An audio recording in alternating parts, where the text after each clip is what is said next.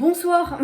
On n'est pas le soir en fait, c'est pour ça que je rigole. Vraiment j'ai l'impression que je mets un t-shirt blanc dans toutes les vidéos. Regardez toutes les vidéos où j'ai mis un ensemble blanc. On va donc parler de 5 raisons d'aimer les repas de famille, mais juste avant le premier point, il y a même un film qui a pour titre Repas de famille, qui a été très mal noté. Attendez, je vais regarder les étoiles après. Et du coup en gros c'est un film qui a été sorti en 2014 et c'est une comédie. C'est un film qui dure 1h30, donc si vous avez 1h30 à gâcher dans votre vie, c'est ce film là qu'il faut voir. Je dis pas qu'il est nul, hein, j'en sais rien, mais bah il est pas très bien noté. On va donc voir la note. Oh, attention, il a même pas 2 étoiles sur 5. Bon, ne regardez pas ce film, voilà, on va directement passer au premier point et c'est parti. Premier point, on va parler de famille. Et oui, quand on dit repas de famille, c'est avec la famille, c'est pas tout seul. Ce qui est cool entre familles, c'est que vous pouvez parler de tout, c'est important de connaître ses racines. On peut parler des personnes qu'on n'a pas connues, par exemple ses ancêtres, et parler de tout ce qui s'est passé avec, des souvenirs qu'ils ont eu, on peut parler de petites choses comme ça, etc.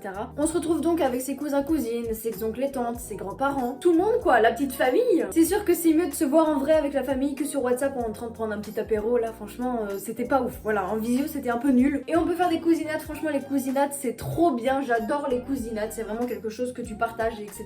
Tu peux t'amuser avec tes cousins, cousines. Tu fais ce que tu veux et oui, c'est trop bien d'être aussi en famille nombreuse parce que bah au moins t'as encore plus de souvenirs avec plus de personnes, voilà. Puis là c'est le sang de la veine, hein, c'est le cas de le dire. Ok, c'est important, mais on parle de quoi avec les oncles et tantes, avec je sais pas, les grands-parents, les cousins, cousines, on parle de quoi, c'est quoi les sujets qui peuvent probablement intéresser les papis mamies, on commence par eux. On peut donc parler des plantes, de la cuisine, du jardin, météo, actualité, mode, couture, animaux, jeux de cartes, musique. On peut parler de tout, mais si par exemple vos papis mamies sont des jeunes comme ils disent, un peu comme Daniel, vous pouvez parler d'encore plus de choses qui diffèrent, enfin de tout, de tout, de tout. Les oncles et tantes, vous pouvez également parler de l'actualité, enfin même l'actualité vous pouvez parler avec tout le monde, même avec le gamin qui vient juste de naître, hein, franchement non, c'est peut-être compliqué quand même. Mais vous pouvez également parler des technologies, des fêtes et également plein d'autres choses, hein, je sais pas, des amours, etc. Cousins, cousines, là c'est des personnes qui ont un peu plus vos âges, ou pas du tout, hein, ça se trouve vos cousins, cousines ont 30 ans de plus que vous, ou 50 ans de moins que vous. Vous pouvez parler des jeux, des animaux, des jeux vidéo, des réseaux, des calls, enfin vraiment avec eux, parler de tout. Bon, ça va commencer à me saouler, je vous jure, ça me saoule. Bon, bref, je me suis attachée les cheveux, on s'en fout maintenant.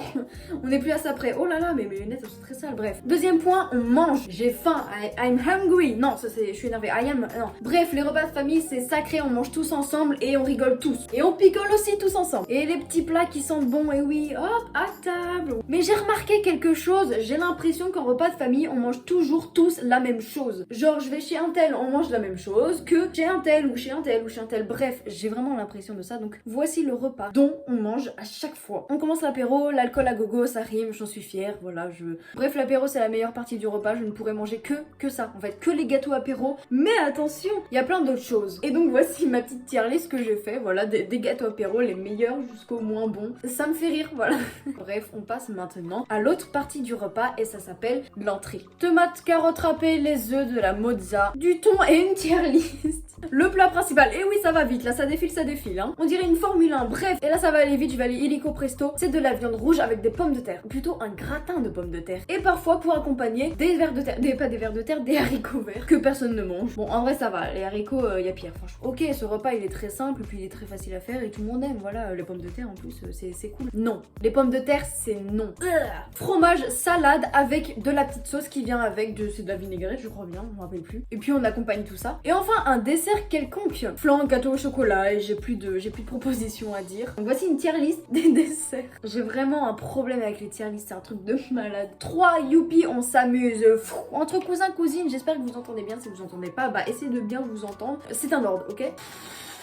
Plein d'occupations pour vous que je vais vous proposer, mais quoi? On commence par le premier, et attention, on va créer un film tous ensemble, et oui, pour avoir des souvenirs également, mais c'est trop bien de créer un film. C'est trop cool de créer sa propre histoire, de créer son propre film, voilà, si vous aimez faire des films, si vous êtes plutôt artistique, allez-y, faites-le. Ou même des sketchs, des bandes annonces que vous pouvez filmer, et ensuite monter si vous êtes chaud, si quelqu'un est chaud, qui a envie de monter, etc., c'est cool. En plus, vous pouvez les monter sur portable ou sur ordinateur, enfin bref, sur partout, et en plus, ça coûte même pas un centime. Faites le chien, la maman, le tueur, la police, l'enfant, je sais pas, bref, faites ce que vous voulez. Le chanteur, l'enquêteur, et oui vous voulez enquêter une scène de crime et vous voulez faire ça en filmant et oui ça vous fera un bon petit film mais allez-y. Aucun de mes points vous chauffe. Ok les jeux vidéo. Les jeux vidéo si vous avez je sais pas une DS, une Switch ou même une PS5. Non pas une PS5, va pas falloir non plus emmener toute votre maison là-bas hein. Et bien jouer tous ensemble, je me rappelle quand j'étais petite je prenais ma DS, la voici, c'est une bleue, elle est trop belle, elle est trop belle et pourquoi c'est la meilleure? Parce qu'elle appartenait à moi, pas l'image hein mais en tout cas j'avais une DS comme ça, je ne l'ai plus maintenant. Donc on peut jouer à plusieurs petites choses, voilà on peut s'amuser. je jouais à Pokémon. Et oui, Pokémon, c'était toute mon enfance. Sinon, vous pouvez jouer à plein d'autres choses. Donc Mario Kart, par exemple, ça c'est l'un des jeux à jouer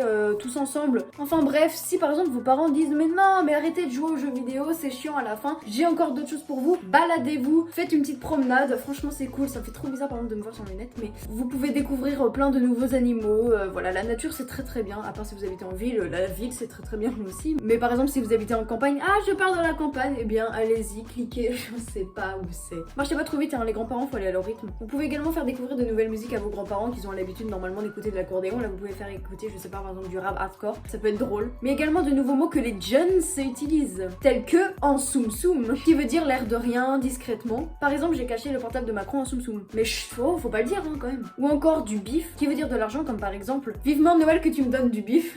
Ou encore faire crari, faire semblant ou faire croire que. Comme par exemple, arrête de faire crari, tu pécho tout le monde. Pécho ça veut dire draguer, hein, si des personnes âgées regardent mes vidéos.